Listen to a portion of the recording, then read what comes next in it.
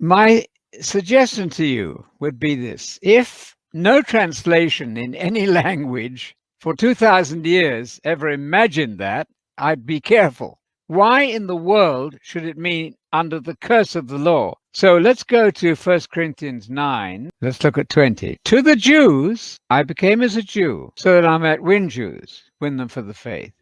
To those who are under the law, I became like someone under the law. Now, does it make the slightest sense to you to say that Paul went to them as if he, Paul, were under the curse of the law? Of course not. He doesn't show up in a Jewish home to tell them that he, Paul, is under the curse of the law.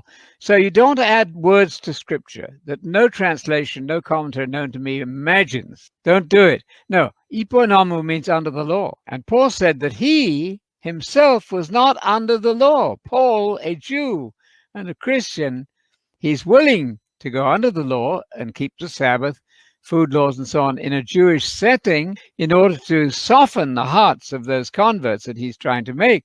I'm willing to be under the law when I'm talking to Jews, though I myself am not under the law. In verse 21, to those without the law, that would be non-Jewish people, I became like one without the law.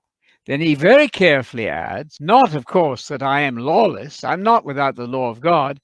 But let me define what being with the law of God really means. It means with the law of Messiah, the instructions, the teaching of Messiah. What in the world is the law of Messiah? There's nothing to explain. What is the law of Moses? The instructions that Moses gave. What is the law of Messiah? The instructions, the teachings that Messiah gave.